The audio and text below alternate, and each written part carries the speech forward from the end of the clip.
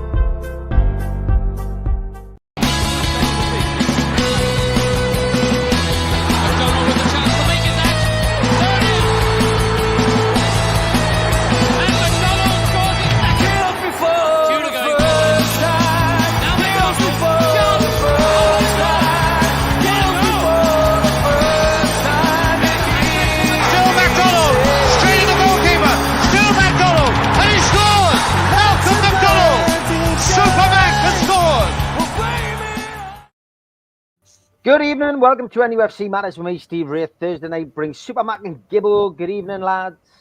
Hi, Steve. How you doing, guys? Hi, John.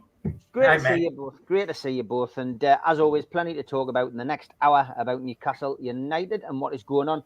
Take you back to St James's Park, though. In the last game, John, we played the champions. We played the world champions. We played the best team in the world over the last 12 calendar months, Manchester City.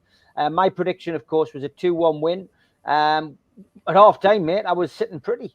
At half-time, you were looking good. After 90 minutes, Malcolm 1-1 was also looking good. But Gibbo, unfortunately, in the end, was right because we had another defeat. And by Jove, did I not want to be right? I wanted Steve to be right more than Malcolm. But, I mean, for a neutral, it was a super match. The first half was absolutely scintillating. What a waste of 2 wonderful goals for Newcastle. Beautifully struck goals, and they counted for not a thing in the end. They're a good side.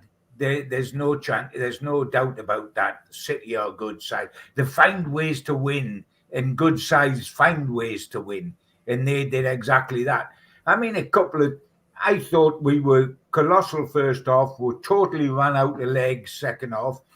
We only put 1 sub on 5 minutes from time, and yet, yes, we had no midfield subs or attacking subs, but even switching the back a little bit, we had no legs. We were giving the ball away more and more. We were clearing it from our own penalty area straight to one of their players, so it was coming back. And when they're as good as they are, when it comes back, you're in trouble. And again, without banging on about something I've mentioned repeatedly, they just drove through our midfield. Yeah. That Guardiola knew exactly what our midfield's about. He got Walker right up, pushed right up on the right up against us, not playing right back, playing right wing. So Byrne didn't know whether to mark him, whether to walk Foden or just stand still like Grace Monument. And I think he went to do that. And of course, because Walker was right up, it released Foden to move across the pitch and the other players behind Alvarez to look across the pitch. And against a flat 3 midfield, they absolutely tortured us. Fagan picked pockets. Bernardo Silva did, and Byrne when he come on, won the game and ran the game. But we got massacred in that midfield. We were terrific first off, but we got massacred in the midfield with indiscipline. Right, but why, John? Why? What? Because, again, on the hour, we just look as if we haven't got an ounce of energy left. And apart from that, I think that we had started the game with 2 or maybe 3 that were carrying knocks anyway. And so we really are quite depleted in such a number of ways, not just in numbers and quality, but in fitness for sure. Because on the hour, everybody was just run off their feet. And for the first hour, we were fine, Malcolm, and then after that, we were desperate. Yeah, and it all just fell apart. Like the up front, good heavens above, Isaac, John, he looked like Wilson. There was no more movement from him than we get from Wilson when Wilson's feeling his thigh. The two that had scored the great goals, Malcolm, Isaac and Gordon, were, after the hour mark, absolutely shattered. Gordon was the only one to come off of the 11 players. He was absolutely shattered. Isaac was so shattered, he'd gone from centre forward to the left wing. Gordon had come to centre forward, but wasn't able to play it. Now, the question is, I do accept that we have no cover in midfield and up front, and therefore it's difficult. But maybe the back four, when they were clearing, weren't keeping the ball, they just whacked it. You know, did we need new legs in there? There was new legs on the bench. In fact, did Eddie Howe use his bench enough because you've got to have legs. We didn't have legs on the outfield 10. We didn't have legs at all from the 60th minute. Sure, but John, you talk of the bench, there were two goalkeepers on there. I know, but he had Kraft, he had Dummett, he had Hall, he had. I'm aware of that. I'm aware of that, but I just wonder. Well, are they fit enough? Or are they carrying injuries and yet sitting on the bench because they weren't used when it was so obvious in that last half an hour? Newcastle did not have any energy whatsoever. I think the trouble is, Malcolm, and I'm not having to go at Eddie, and I really don't want to turn this into a have a pop at Eddie situation because it's ludicrous. No, absolutely. It's ludicrous. And also this talk, by the way, Mourinho gets a sack at Roma, so perhaps the book is saying come to Newcastle. Yeah. If ever there's a yesterday's man, it's him. He's forgotten where he's put his magic wand, I mean, his magic wand that he used to have 10 years ago, he's lost it. And he's just sour and he causes divisions. There's no way whatsoever. But, Eddie doesn't like to change his back four. He won't change it even for the starting 11, which is why Burns stays in all the time. He loves keeping his back, and he said this publicly, he loves keeping his back four together as a unit, back four.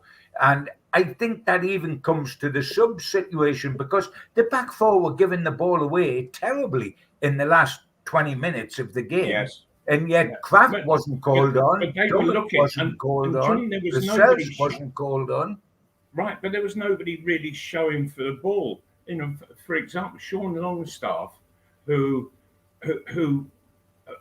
was the guy that was doing the most running of anybody on the pitch over 90 minutes, and it was guaranteed that as soon as somebody received the ball, Sean would be showing 10 yards away. Come on, I'm here if you need me to just knock the ball to. And he's not showing at all now. And I think, well, why? Is it fitness? Are you carrying an injury? Because it's so out of character for him not to be playing that support role to everybody all around the pitch. I think it's both those things, Malcolm. I think he's never recovered from his injury situation because he was forced into the midfield. I mean, we talk about the midfield. We've only got three available to us: Bruno, Miley, and him. There's no Willock. There's no Joe Linton. No, and it looks like he could be out until the end of the season if they have to operate on him. What a blow that is! Yes. If you haven't got Longstaff's legs to get up and down and to cover defensively, then you're not going to get Bruno down it, who's desperately indisciplined, and young Miley, hasn't got that to his game, at least at the moment, the defensive side of it. He hasn't. We're about to lose Bruno. We're about to lose Bruno. Yet another booking. Can somebody take him into a darkened room, sit him down, shine a light into his face and say, listen, pal, stop going around killing people. You get booked for that, you know. Yeah, I mean, he's going to get a 2-game ban any day now. It's more petulance with him than anything else. It's ill discipline. Yes, he gets carried away, Superman, and he gets carried away, and he's got to do somebody or whatever, you know. And it's a shame because he's a quality player, but the indiscipline at the moment with Bruno, and I know it's sacrilege to say because he's a fan's big hero, but he's indisciplined in 2 ways. He's indisciplined in terms of bookings, and he's going to get a 2-match ban as a consequence. And he's indisciplined in terms of holding his position. Right. Is it a frustration within him, John, because he hasn't got what's necessary around him to the right, to the left, for the Newcastle midfield to really be operating to the form that it was doing in the early part of the season and through last season? I think that's absolutely right. But if you're a senior pro who's a current Brazilian international and you're in a midfield crisis, keep your position, keep your sense of. Don't go and. I mean, keep your head. Bless him. At times, bless him. You know, when I go to a park and there's a high wind and you see a little puppy chasing a piece of paper all over the park. Yeah. Bruno looks like that at times. He's not alone in mind. He's not alone, but he didn't do a poo on the pitch, though, did he? Eh?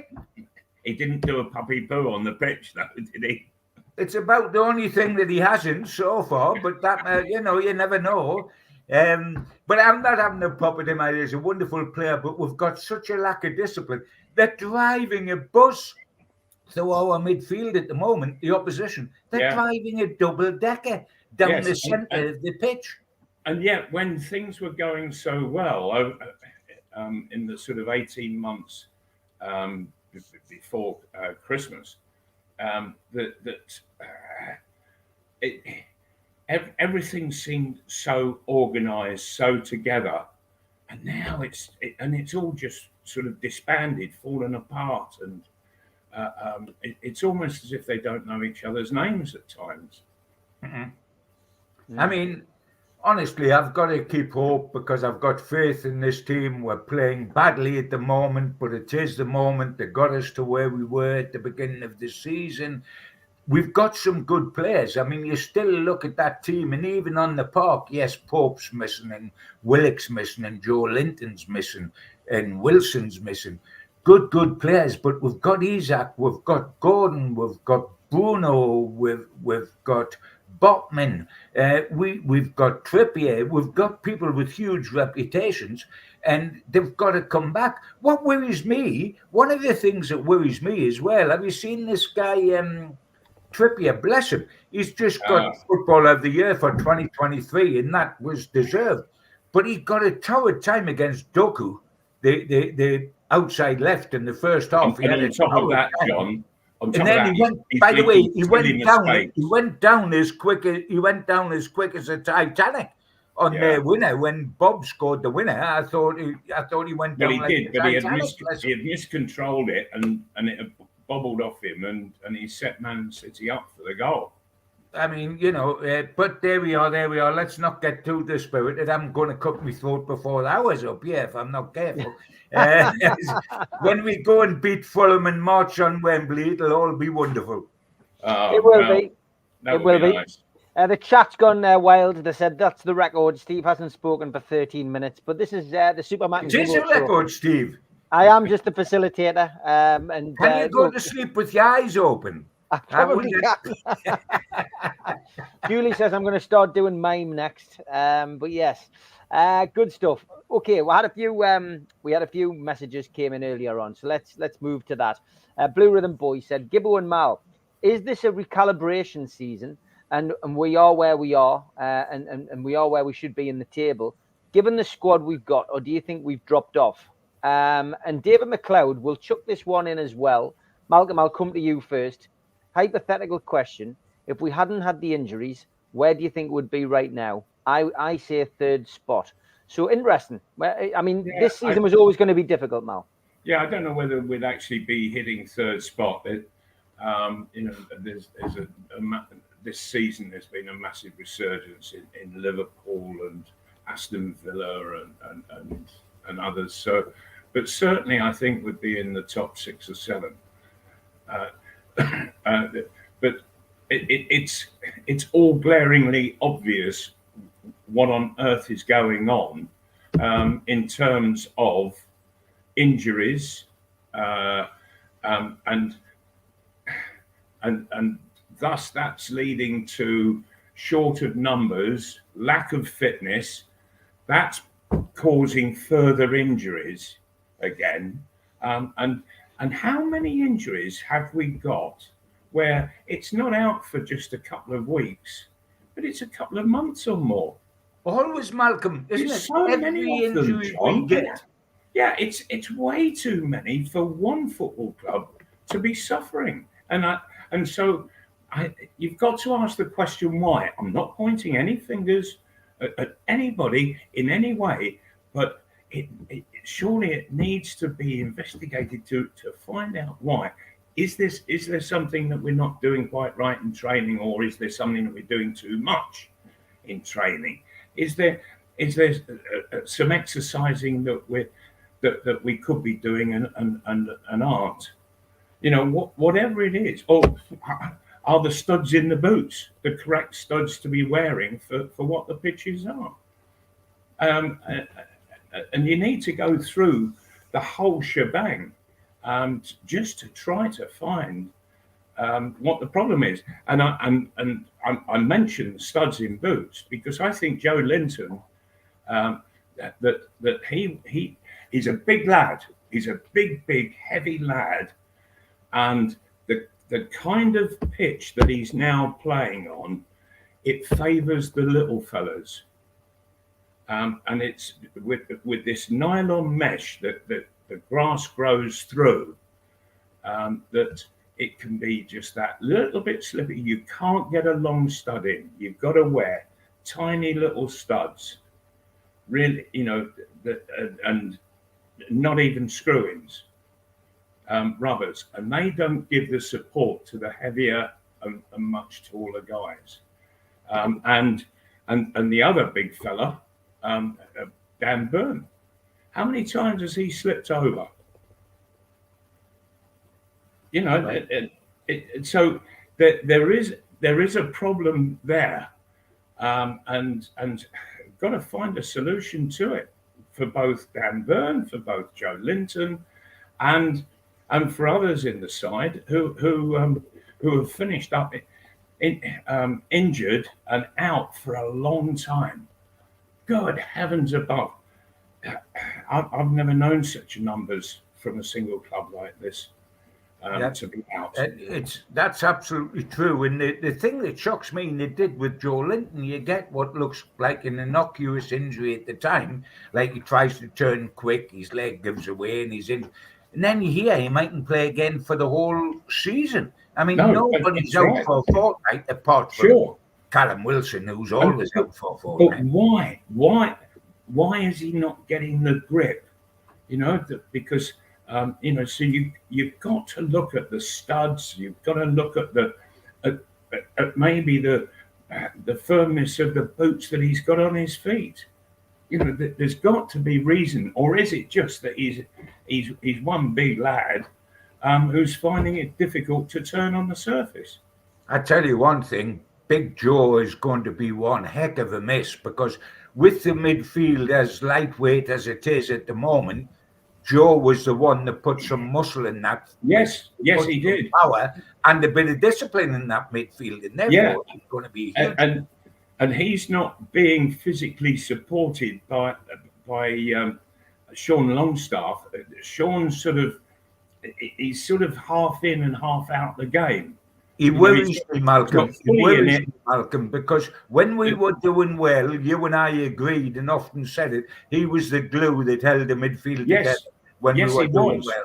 I look at it now. And it's not happening for him at the moment. Oh, but it's not just at the moment, Malcolm. It seems to have been a huge length of time where he's looked under the weather. He hasn't looked right. He doesn't look right.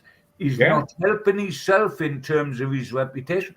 I admire him for keep playing. He hasn't got much option to keep playing. We've only got 3 midfielders. If Bruno gets a booking in the next league game, where on earth do we get the midfielders from? We'll be playing Shaw in midfield to try to do a defensive role and playing another centre half.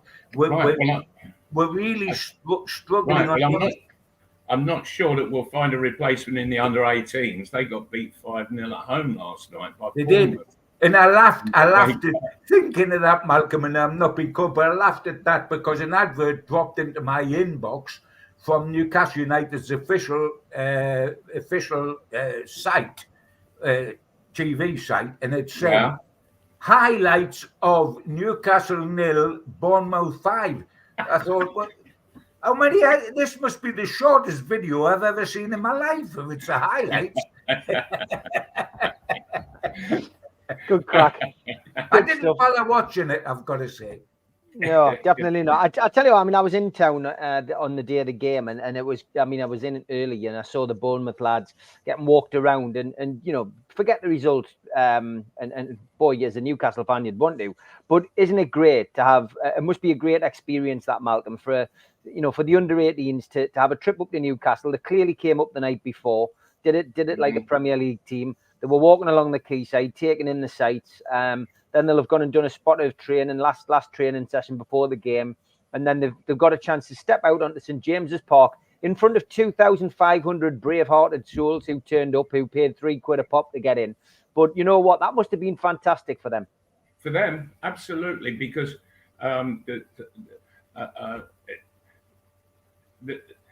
everything is organised in a way where they can actually feel like they're being treated like the first team are. And that they're travelling in style, living in style, and when you're 18, you feel really special when you're getting treatment like that. When the facilities are as such, and so if that doesn't spur you to turn it on, then what will? So Bournemouth really benefited by that. It helped, didn't it? I think going up in the first few seconds, nearly.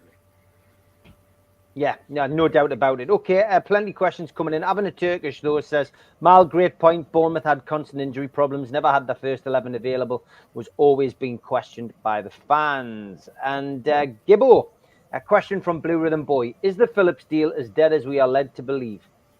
It is, unless 2 things happen. One is that Manchester City, as it gets nearer transfer deadline day, if nobody else coughs up the very big fee they want for the rest of the season and pay the big wages, if they don't relent on that, or if Phillips doesn't persuade them to relent on that, as it stands, with the fee being asked by Manchester City and the wage structure, Newcastle are out of it. It will not happen. It will only happen if Manchester City, who don't manage to get him offloaded to Crystal Palace or a couple of clubs abroad, and it's getting near the transfer deadline, suddenly half that fee and take a big chunk of his wages on, then it could still happen. But unless there's a change of stance, it is dead. Okay, but John, so Manchester City, they're asking for 7 million for Phillips to go on loan until the end of the season. Correct. It's an astronomical amount of money for such a deal, for heaven's sake. And they want a commitment, Malcolm. Sorry, they want a commitment as well, Malcolm, that you'll sign him at the end of it. Yes. Well, this is what I was coming to. And so that's suggesting to me that Newcastle have no intention of signing him permanently. Yes, I think that's a very good point. They probably wouldn't want to sign him for next season. Because otherwise, this really would just be a deposit on the transfer itself. Malcolm, perhaps have started to wonder about the deal they did for Lewis Hall. If they're committed to paying that at the end of this season, and he can't even get a start at the moment, then there's. I tell you what, on Lewis Hall, somebody has got it wrong at Newcastle. Either he should, because he's such a good player that's worth 30 million, he should be starting all the time, especially when we've got all the injuries. He isn't. Or the Newcastle recruitment people have got it wrong because he isn't as good as 30 million. And when Eddie Howe's seen him, he's come to that decision. But somebody somewhere has got that wrong. With the injury problems that Newcastle United have, it is quite obvious that Eddie Howe doesn't fancy him that much. Absolutely. Oh, there's no question. If you can't get in at the moment, Malcolm, and by the way, if you're worth the thick end of 30 million, how can you not get in at the moment? Yeah. Crikey me. And yes, absolutely. And he must be asking the same question. Oh, I'm sure it's horrendous for the lad because he's a big Newcastle fan. This was his dream move. He goes to Manchester United in the League Cup and scores, and he must think, oh, am I living in heaven? And then he finds he's living in hell, really. Yeah. Yes. Yeah. Yes. And Newcastle, they're pretty well desperate. So it is glaringly obvious that Eddie Howe doesn't fancy him as a player. So does that mean that there is just a complete lack of communication between the manager's office and the scouting? The old days, Malcolm, on your days with Joe Harvey, etc., have gone, aren't they? Joe Harvey bought everybody for Newcastle United. Ferguson said who come to Manchester United and who did. Arsene Wenger. He had to have the final say, John. He would go and watch all the players that they were looking. That doesn't happen now. You are effectively a manager now is the first team coach, and he is giving the players the club sign and says do something with those players. But I think Newcastle are learning now.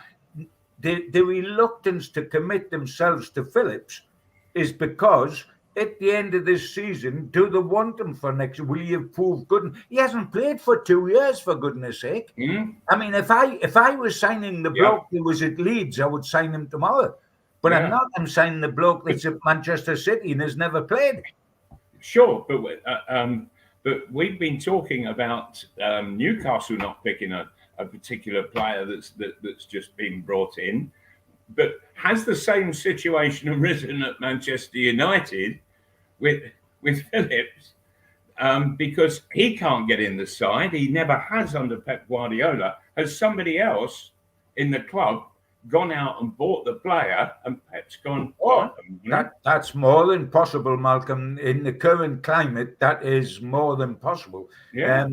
And if you remember, way back, when this was turning from the manager always buying the players and then not, initially when Kevin Keegan was here and built the entertainers, he personally scouted and signed Philip Albert, Andy Cole, Peter Beardsley, Les Ferdinand, Alan Shearer, etc., etc. When he come back for that fleeting period under Mike Ashley as manager, he was all of a sudden told by Dennis Wise, that they were signing this guy from Spain, and Kevin Keegan said, "I've never heard it. It's Cisco, the Cisco kid." And Kevin had been living in Spain not long before. And he said, "I've never heard of him." And Dennis Wise says to him, "Well, look him up on YouTube and watch him." No wonder that Kevin Keegan decided to resign and go for a court case instead of a case at Newcastle. I mean, and things have changed. And the Phillips situation is worrying. Only in as much as, are you getting the Leeds Phillip or are you getting the Manchester City Phillips? Because it doesn't matter how good you are, Malcolm. I'm pretty certain you'll back me on this. It doesn't matter how good you are. If you're picked about 4 times in 2 years, you've lost your edge. Yes.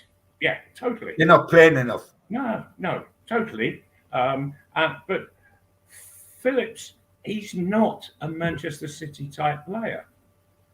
The Manchester City, they play from one end to the other with very quick interpassing. Phillips is more of a runner. And not getting involved in that interpassing as a midfielder. And okay, people will say, "Oh, yeah, but De Bruyne can be a bit of a runner." Yes, but he's getting involved all the time. He has a wonderful ability to be able to do that. And I just have the feeling that Phillips is almost bypassed if he were in the Manchester City side. Well, I mean, they've got so many all-round good players who can defend and attack. They don't need an out-and-out defensive shield. We do in midfield because we haven't got enough discipline there.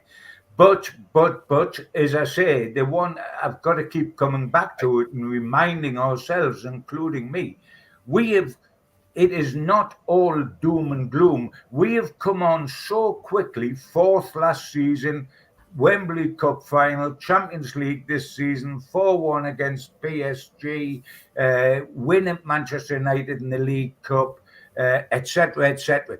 We have punched so far above our weight, it's untrue, and therefore our expectations have gone up with it. Then we hit a period like now, and it's all doom and gloom. But it's not really. It can be put right by two things. One is the injury list getting a lot better when it's actually getting worse with Joe Linton added to it.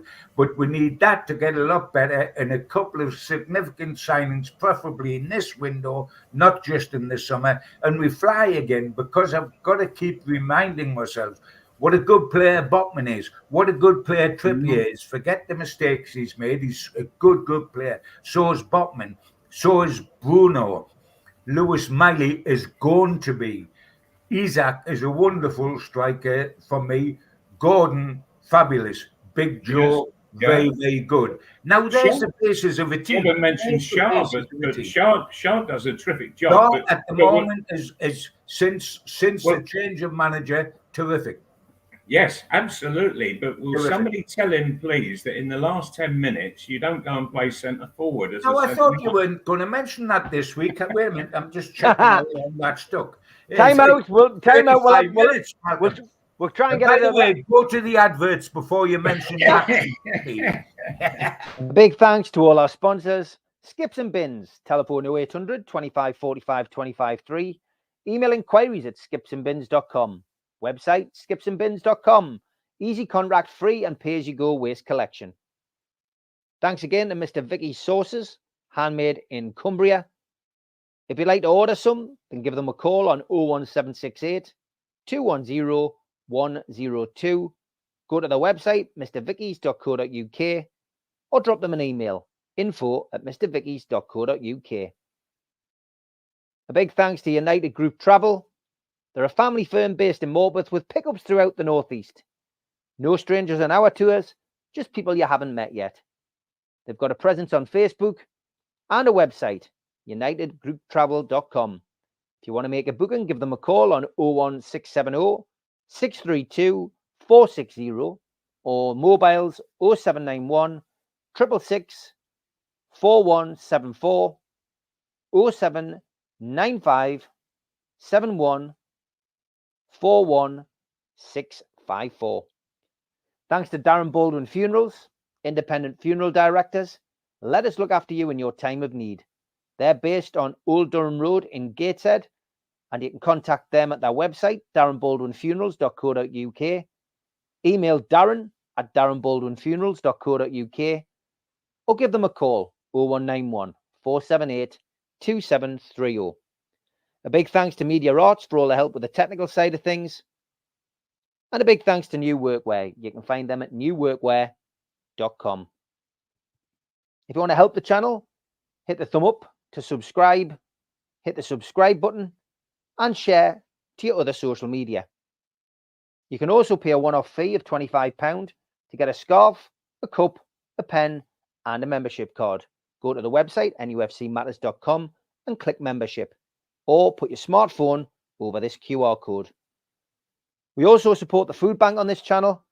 If you want to make some donations virtually, go to nufcfansfoodbank.co.uk and make a donation today. We're also a podcast on Spotify, iTunes, and other podcast providers. Just search NUFC Matters. I'm also a part of the Northeast Footy Brekkie Show. You can listen to that Monday to Friday, 7 till 9 at thetooneuk.com. Okay, welcome back to NUFC Matters with Supermac and Gibbo. Plenty of questions coming in. We'll try to get to as many as we can. Tom Dixon, good evening. He says, Besiktas have reportedly made an official offer for Newcastle United's captain Jamal Lascelles, and Javier Manquillo is set to depart and join up with former Newcastle manager Rafa Benitez as Celta Vigo. John, any info on these two stories? Yeah, they're both correct. They're both correct. Interesting. I mean, Rafa, I think, brought Manquillo to Newcastle, and now he's back in Spain, and Manquillo, of course, Spanish, and is virtually back up to fitness. The transfer will go through this month, providing Manquillo, doesn't fall over a leaf tomorrow morning at Benton training ground. And I'm happy to see that go, because Manquillo, right back, we've got Trippier, we've got Livramento, we've got Kraft, all play right back, and all play right back better than him. So I'm more than happy for him to go. The interesting thing is that Newcastle are sort of saying off the record, what we're doing here is trying to free up a couple of places in the squad to stay within financial fair play regulations. And if we get people off the wage bill and get them out, it's not the fact that they mightn't have made too much money in terms of the fee, but it allows us wiggle room to bring somebody in. Now, Manquillo going is great. Now, I've got no proviso on that at all, because he's fourth in line at right back, etc., etc. Lascelles, slightly different. The Turks want him. He's Newcastle, outside of the two that's got the position, because of the way he come back in the side recently and did so well, he's probably the best centre-half of the lot. But if we need cover centre-half, if we need to get rid to free up, I would only get rid of Lascelles if we'd already got in the pot a player that we want to play, not in his position, but say defensive midfield, for example, or a centre forward or whatever it is, but it would probably be a number 6 at the moment. If we have him, but it depends on two players going out to give wiggle room in terms of wage bill, etc., then good. If not, if you're just going to let him go and get nobody in at all in the transfer market, you've got to think about it. Yes, it is true that Kraft, Byrne, and Dummett can all play central defence, which they're not the team at the moment, but Kraft's the only one that can play on the right side. If Shaw's injured, Kraft can play there, but Dummett can't and Byrne can't. They're left-sided. You're not mentioning Livramento, John. Sorry? You're not mentioning Livramento. Well, not for centre-half, no. I don't really see. No, but you said. Yes, we've got Trippier, Livramento, and Kraft for Manquillo, but it's centre-half. The problem, we have got Kraft, Byrne, and Dummett. I'm talking about centre-half now, Malcolm. Kraft covers right back and centre-half, and has played for Sweden at centre-half and played magnificently for us not so long ago at right-sided centre-half. In fact, the Man United, him and Dummett played, didn't they? When we won 3-0. Yes. The point is with Lascelles. The point is with Lascelles, or you've got it. I would only sacrifice Lascelles if we had nailed on somebody to come in. If we were just getting rid, and then we come to the end of the transfer deadline and nobody's come in, then it's been a waste of space. What makes it interesting is that both our contracts are up at the end of the season. So even if we get 2 and tuppence jeg, we get something now in terms of Manquillo, unless you give him a free, or you get a little something on Lascelles. But both, and Lascelles hasn't been offered a new contract yet. I'm sure he will be if he stays. And I think that he'd want to stay rather than go to Turkey, but I don't know that for certain. That's an interesting one. Manquillo, he's been here 6.5 years. He's run his course. That's fine. Okay, Mal, thoughts on those potential outs? I mean, we know the financial fair play. We need to get players off the payroll. Are those two surplus to requirements if we're looking to bring somebody in? Manquillo, yes, but I'm very much with John. I think it's just common sense that we're not burdened with centre halves. That's for sure. And I know that Kraft and the other lad, they played centre half against Man United. It was a terrific victory and what have you. But it's having done it in one game, can you do it in the second and a third and a fourth and a fifth? And the answer is no.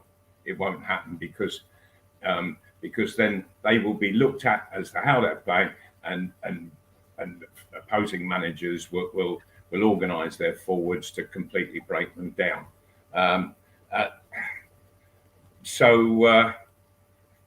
No, I would not let Lascelles go. I would keep him on board, albeit if things were to change around and players came back from injury, come the end of the season, I might think differently. But just at the moment, we can't afford to let him go. No. And when I say that, I don't mean money wise. I'm talking about not affording him numbers wise. Okay, Blue Rhythm Boy asked a question earlier on for Malcolm. Malcolm, what was the biggest factor for you when deciding who to sign for? He says, it got me thinking with the Henderson situation. Was it money or was it something else for you? Well, the money that you're talking on these days, what we were having to consider on any move back then in the 70s just does not compare. It was pretty much, and it all boiled down to the size of the fee, and you've got a certain percentage of that, and you negotiated your contract on top of that, so no, there really is just no comparison whatsoever to the way it is now. But I don't know whether you're aware, but what Henderson would have found himself playing in front of are grounds that you probably find in the Northern League, even less, some of them, and certainly the crowds. Even if there's a big stadium, that often there's no greater crowd than 1,000. Henderson, good heavens above, playing for Liverpool and playing throughout his whole career for all the sides that he's played for. He's been playing in front of tens upon tens of thousands. And average crowd for that team he was playing for, Mal, 5,000. But I think there's been a couple of games where he's been playing in front of 750. Yeah. Yes.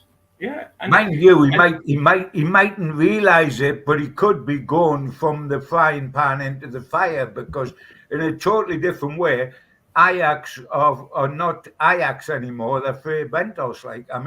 They're absolutely getting hammered every week. Sure, but John, it's weather that he's used to. It's a temperature that he's used to. Yes, that absolutely. He's used to. But so if he thinks he'll go in there, feel much more at home in his game of football. He might find it's Custer's last stand, Yeah. Dear me, I remember going out to play against Al Nassr when I was with Arsenal, and things haven't changed that much. I know they've built a bit of a stadium, but we went over there and I was absolutely shocked. And it was It was a metal bar on little poles, waist-high poles, that went all the way around the ground, all around the pitch. And then people, they just sort of sauntered in. I don't think they even had turnstiles to take money or anything like that. You were just welcome to come in and watch the game of football. And I was playing for Arsenal at the time, and there wasn't a solitary blade of grass. It was just flattened sand, and all of a sudden, as we were warming up, and there were no dressing rooms, there was no showers. It all had to be done back at the hotel. I think things have changed a little bit, Malcolm. I think things have changed. They've changed to a degree, John, but not that much. Not that much. Stadiums are a lot better. Well, yeah, but it's not pulling people in. But also, the conditions that you have to play in, the temperatures can be quite unbearable. They really can. And it wouldn't help because now, if I remember rightly, Jordan Henderson, I think he's about 38, 39. No, he's only 33, Malcolm, I think. Is he? But nevertheless, but once you get into your 30s, when you're beyond your 20s, it gets a lot harder. It really does get a lot harder, especially in the sun. And if you're playing under an intense heat and stifling conditions, it's very uncomfortable. Very uncomfortable. It was never like that. It was never like that at Sunderland, Malcolm. The temperatures were never quite like that when he played for Sunderland. They can get like that when they're all swearing. When they're losing, yes. Leaving them. Great stuff. I got about 10 minutes left, lads. Another question that came in was from Barry Hogan. He said, any truth in the Joshua Kimmich rumours from Bayern? Would love to see him in black and white, John. Yes. There's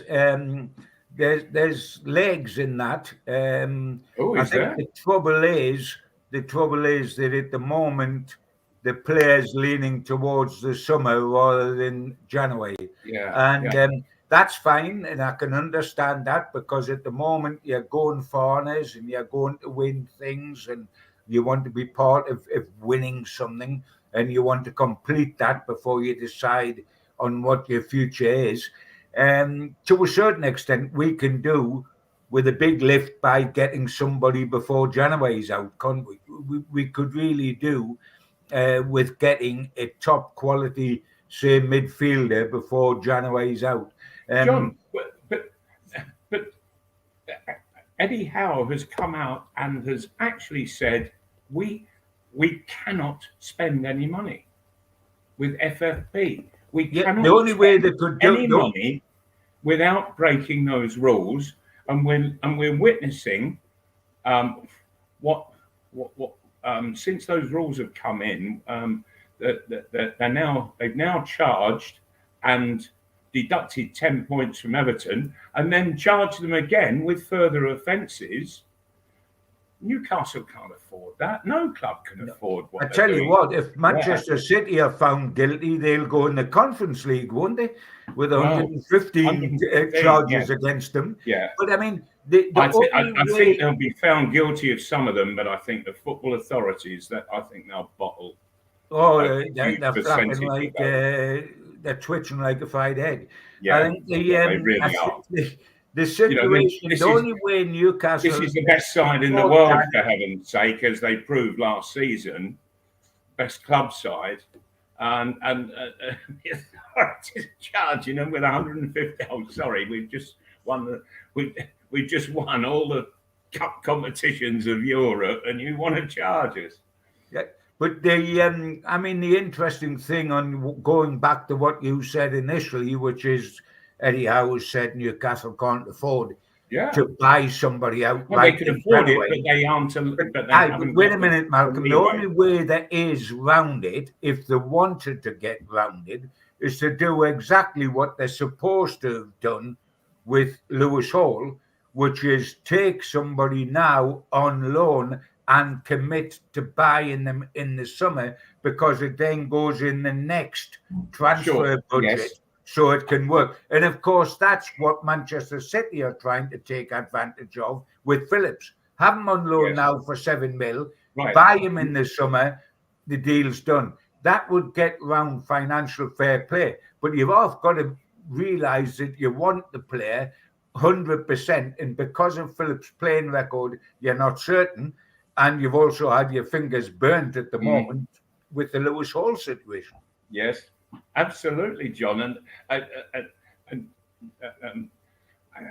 I really am not convinced that Eddie Howe really wants Phillips here. And if he did, they would happily pay $7 million as a deposit to completing the deal in the summer.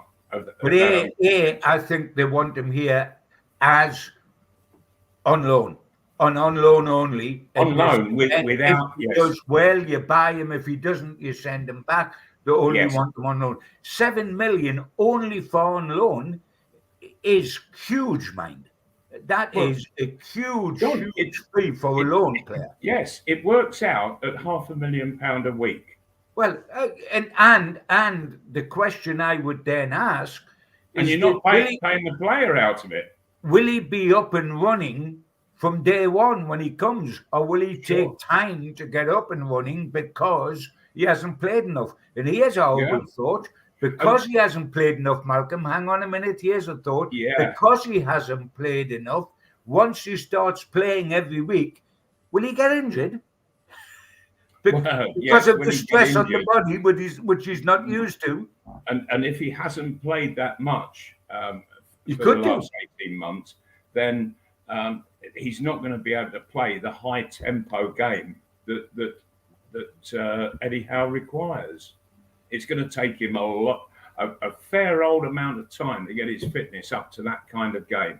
And what I don't want, Malcolm, is Phillips coming here with the sole intention of using Newcastle to get fit over the rest of the season for the Euros with England. Yeah. We aren't doing England a favour. He's got to do us a favour. Yes, absolutely right. Yes. Yeah. Okay. As always, the lads tell it straight on nufc matters. We've got time probably for another couple of questions. Les says, what about the rumours of Dan Burn to Luton for 16 million plus add-ons? I've not seen that one, Gibbo. I haven't seen that one either, but I do know that the what's behind it is that Asda want them for the trolleys down in Luton, and they've been pushing Luton to say, go and get him because he can do a shift in our place on the Wednesday off. You know, I'm having a bit of fun. I'm not meaning he's at that level. He's a very big-hearted lad that's done great for us, and I'm happy to see him stay at Newcastle, but I wish he stayed at Newcastle sitting on the subs bench and not playing week in, week out at left back. Because if you are, and I'll say it again, and he's a lovely kid, but if you are a Champions League club, you don't have a left back who's 8'6" and turns with the help of tugs. And that's what we've got at the moment. He's not a left back, he's an emergency left back. He's really a centre half. Yes, and I noticed that Livramento wasn't in the squad. He wasn't even on the bench against Man City. He had an illness. Malcolm. It was an illness, was it? Oh, right. So he should get rid of that in the fortnight and be ready again. It was either a heavy flu or he was under the weather. But I just wonder if he had been fit, who would Eddie Howe have selected? Oh, Dan Burney does every week. Dan Burney does every week, and he has done for this season. And the back I don't end understand why. I can't believe it. Why do you buy Lewis Hall if you're going to play Burn all the time? Yeah, I know. Never mind that Flamenco's class. Never mind that Trippier's played for England at left back. Yeah. Mark Bayer says Livermanto's not a left back though. His development will be stifled playing on his weak side. I'm not so certain how weak it is. If he's weak on his left, then Dan, bless him's weak on his left and his right. Right. But if we've got Trippier at right back, and you don't play Livramento at left back, his development's more stifled. Mm-hmm.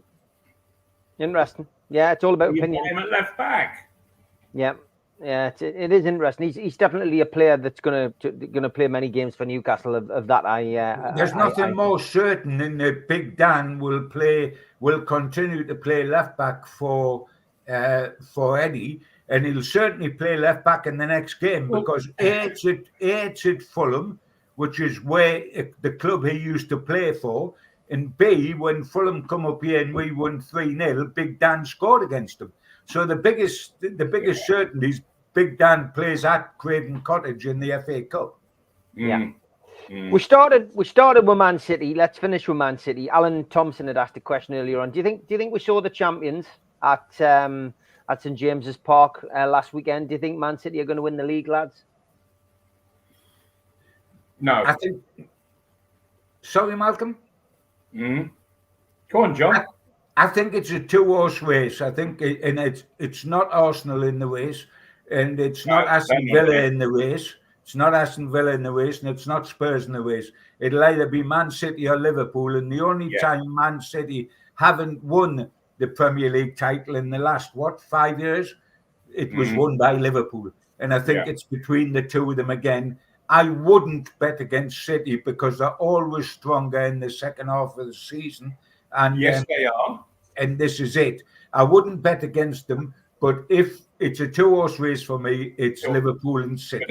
But also, John, when Liverpool have had such a disastrous season, and it was disastrous for them last season. Yes, it was. They always come back absolutely scrapping and fighting all the way. Malcolm, they're doing that because they're in all 4 competitions. They're in the League Cup semi-final and are about to go to Wembley. They won at Arsenal in the FA Cup. They're still in the Champions League, and they're above City in the Premier League. So they're in 4. Yeah, mine. There is one thing I would say though, and that is, I watched the Fulham game. Fulham up there in the Carabao Cup, and Fulham were absolutely brilliant. Now I thought Fulham looked a real poor side at St James Park when we beat them 3-0. Up at Liverpool, they were absolutely fantastic, and then late on, when they were 1-0 up, they conceded a couple of really stupid goals. Oh, they must have been so angry with themselves in the dressing room afterward. Malcolm, Liverpool this season win every game between the 80th minute and the 90th minute. Yes. They did it at St James's Park. They did it against Fulham. There's no side on stats without having the figures in front of me. Right. They've won more games in the last 10 minutes this season in Liverpool. And by the way, when have they lost? They lost it Spurs when VAR did them. When VAR did them outrageously so. They haven't lost in the league. It was outrageous. Yeah. Yes. Great stuff, lads. Great show as always. Time has beaten us. 4:30. I'm back tomorrow with the amigos because John and I will we spending a night with Nobby Solano tomorrow night, which we are both looking forward to. But for now, John, Malcolm, thanks for your company. Look forward to seeing you both next week. Have a great week. Indeed, have a great weekend, everybody. I know if you can't get to see Newcastle, go and see North Shields. Well, there's a little plug. And why not, young sir? All the best to you guys. Take care, guys. Bye-bye.